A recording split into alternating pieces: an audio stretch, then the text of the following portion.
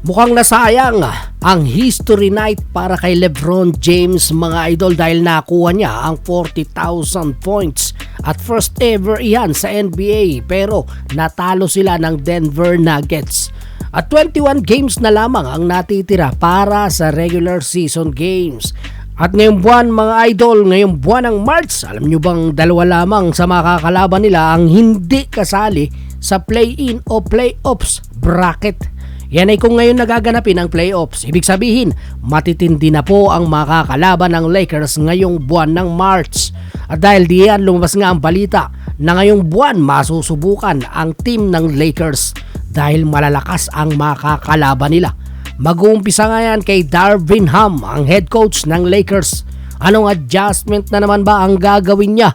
Dahil nagtataka ang mga fans ng Lakers, gayon din ang mga kritiko. Sa ngayon kasi, healthy si LeBron at Davis. Majority of the season ay nakakalaro sila. Silang dalawa ay pangunahing bala ng Lakers pero kahit ganon, ay hindi man lamang daw sila mapunta sa top 3 sa West. Kaya napapansin sila ng mga fans. Ang goal ngayong season ay gayahin ang nangyari o lagpasan pa ang nangyari last year. Ngunit hindi nga nangyayari yan at mukhang nag-step back sa standings.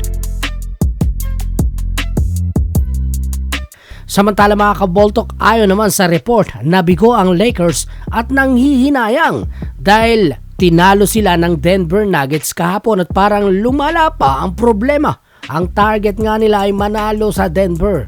At patunayan na kaya nilang manalo dito sa harap ng mga fans nila. Yan ay mangyayari sa loob ng 7 laban kung darating na ang araw ng playoffs. Pero hindi nga nangyayari yan, parang hindi nila mapigil ang MVP na si Joker.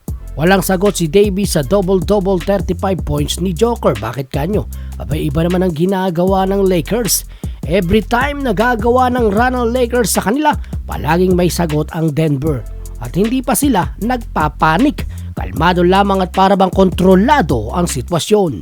Kita nga natin sa play na ito mga kaboltok, last 4 minutes 36 seconds sa 4th quarter, Lakers up by 3 points. Hindi nagpapanik diyan ang Denver. At hindi ko alam kay Darvin Ham kung bakit si Rui Hachimura ang pilit na pinagbabantay niya sa center na si Nikola Jokic. Dapat sana ay si Davis dahil center yan. Si Hachimura ang nagbabantay kay Joker. Kaya kita natin dito kung paano nabubuli ni Joker si Samurai.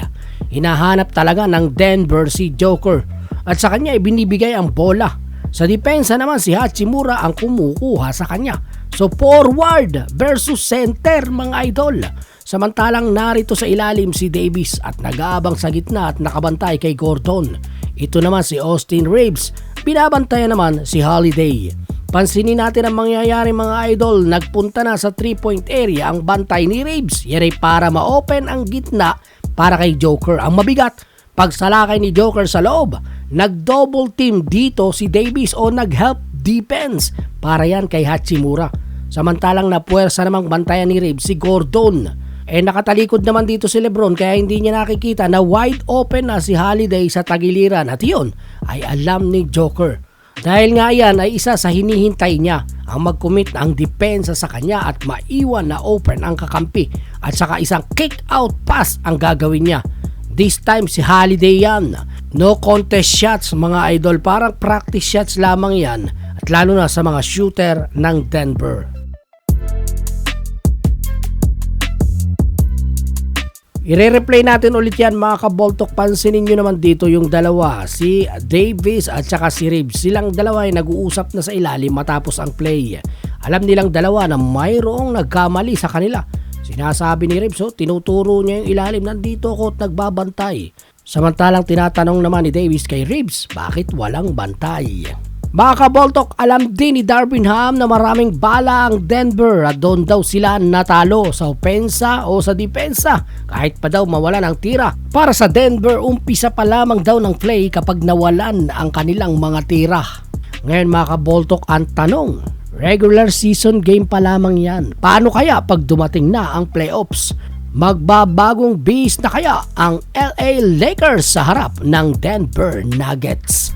Yon mga idol, anong masasabi mo sa video natin for today? Mag-comment ka na lamang sa ibaba at huwag mo kalilimutang mag-subscribe kung bago ka pa lamang. Bisitahin mo din ang ating Facebook page. Basketball talk.